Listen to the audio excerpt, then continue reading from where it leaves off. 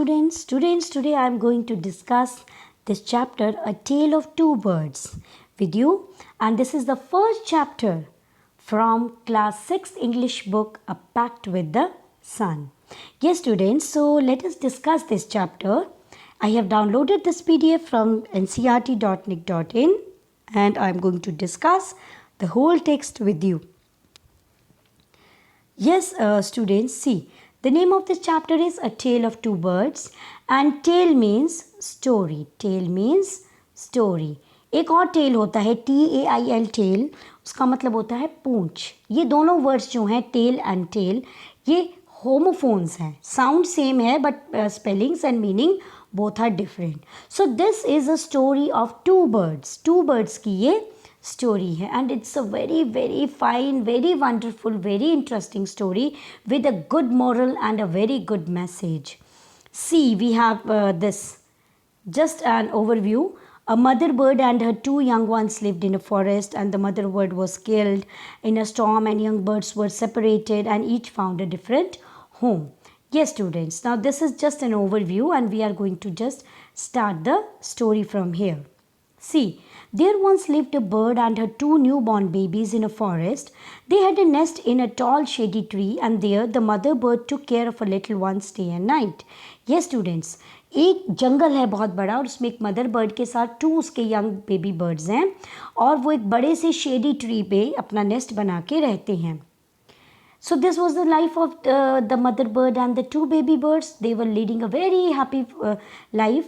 But one day there was a big storm. Storm क्या होता है? तूफान. एक बड़ा सा तूफान आया. And there was a thunder, means बादल गरज रहे थे. Lightning means बिजली कड़कना. And rain, followed by rain. And the wind blew down many trees. Blew down many trees means बहुत सारे पेड़ उखड़ गए. Means uproot हो गए. Uproot होना है जड़ से उखड़ जाना. The tall tree in which the birds lived also came down. वो पेड़ भी टूट गया जिस पे वो रहते थे. A big heavy branch hit the nest and killed the bird. बड़ी सी branch उनके nest पे पड़ी and the mother bird was killed. Fortunately means good luck. For the baby birds, the strong wind blew them away to the other side of the forest. एक बड़ी तेज हवा आई जो दोनों को उड़ा के जंगल के दूसरे किनारे पर ले गई. And one of them came down near a cave and where a gang of robbers lived. एक तो कहाँ गया? जाके एक केव के पास गिरा जहाँ की गैंग ऑफ रॉबर रहता था. रॉबर्स डाकुओं की गैंग थी. गैंग होता है collective noun. A group of robbers को हम गैंग बोल देते हैं. कलेक्टिव नाउन है ये word. And the other landed outside a rishi's ashram a little distance away. Rishi word भी हिंदी का है बेटा और आश्रम भी हिंदी का. तो ऋषि और आश्रम का मतलब तो आप जानते ही हैं. एक होली मैन होता है ऋषि, महात्मा, साधु, और वो कहाँ रहते हैं? आश्रम में. तो एक पक्षी जाके आश्रम के पास गिरा और दूसरा जाके देखो केव के पास. This is a cave here and this word landed near the cave of robbers and this landed near the Rishi's ashram. ये आश्रम है ऋषि का. Now see, then days passed and the baby birds became big birds. दोनों बड़े हो गए. One day the king of the country came to the forest to hunt. He saw a deer and rode after it. It ran deep into the forest followed by the king. Soon the king lost his way and did not know where he was. तो एक दिन उस राजा जो वहाँ का राजा था ना उस कंट्री का, वो आया और वो हंट करने आया एंड उसने एक डियर को देखा और उसके पीछे पीछे भागा. But the deer ran into deep, घने जंगल में चला गया and the king also followed him. Then he lost his way. वो अपना रास्ता भूल गया, उसको नहीं पता था वो कहाँ है.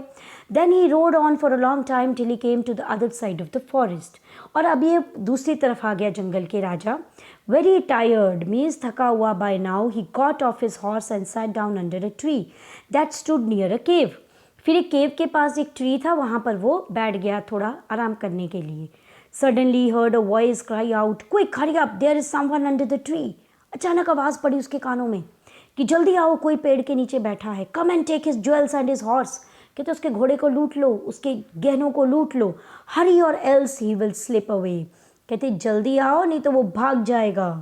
The king was amazed. Amazed means surprised. King was surprised. उसको हैरानी होगी आवाज़ कहाँ से आई. He looked up and saw a big brown bird on the tree under which he was sitting. देखा तो ऊपर बड़ा सा पक्षी बैठा और वो भी आदमियों की तरफ बात कर रहा है, बोल रहा है. He also heard faint noises issuing from the cave. Issuing means coming. उसने देखा कि कुछ आवाज़ें लगी केव में से आने, उस गुफा में से. केव तो गुफा होती है. He quickly got onto his horse and rode away as fast as he could.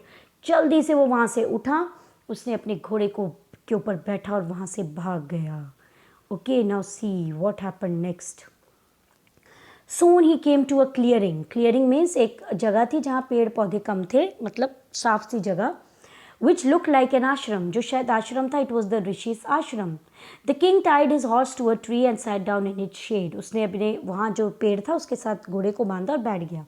Suddenly he heard a gentle voice announce, एक आवाज़ आई, Welcome to the ashram, sir. Please go inside and rest. The rishi will be back soon. There is some cold water in the pot. Please make yourself comfortable. उसने कहा कि आइए आपका राजन, यहाँ स्वागत है, आप हमारे गेस्ट हैं, अंदर आके बैठिए, रेस्ट कीजिए, पानी पीजिए और ऋषि भी जल्दी आते ही होंगे. The king looked up and saw a big brown bird again in the tree. Same bird उसको वहाँ देखने को मिला. He was again amazed. Again he was surprised. This one looks like the other bird outside the cave, he said to himself loudly. उसने अपने आप से कहा, राजा ने, कहते अरे ये तो वैसा ही पक्षी है जैसा कि मैंने केव के बाहर देखा था. You are right, sir, answered the bird. Bird ने कहा, आप सही कह रहे हैं sir. He is my brother, but he has made friends with robbers. कहते वो मेरा ब्रदर है, लेकिन उसने रॉबर्स के साथ दोस्ती कर ली है. He now talks as they do. कहते वो वैसे ही बोलता है जैसे रॉबर्स बोलते हैं. He doesn't talk to me anymore. कहते मुझसे तो वो बात ही नहीं करता. Just then the rishi entered the ashram. तभी वहाँ ऋषि जो हैं वो आश्रम में आ गए. See, welcome sir, he said. अब ऋषि ने कहा, Welcome, sir. Please come inside and make yourself at home. Make yourself at home. This is a phrase. Group of word होता है phrase. मतलब एक मुहावरा है कि आप घर जैसा फील करिए, अंदर आइए. You look tired. कहते आप थके हुए हैं. Rest for a while. Rest करिए. Then you can share my food. फिर आप मेरे साथ मेरा खाना शेयर करिए. See, this is the bird.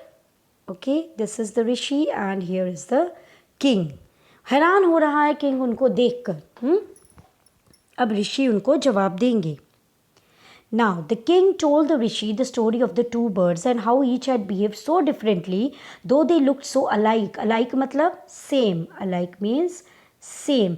कहते दोनों बर्ड हैं, दो बर्ड्स हैं, दोनों ही रियल ब्रदर्स हैं और एक जैसे हैं, बट इनका बिहेवियर कितना अलग है.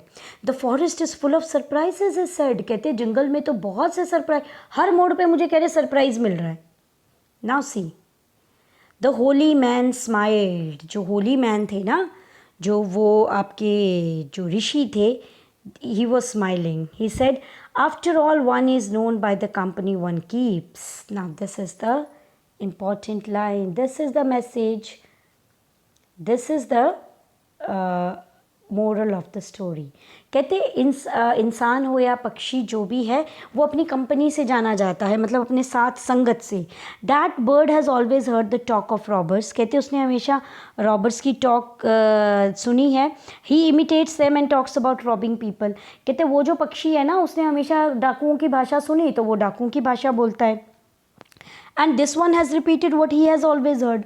और इसने वो रिपीट किया जो ये सुनता है. He welcomes people to the आश्रम.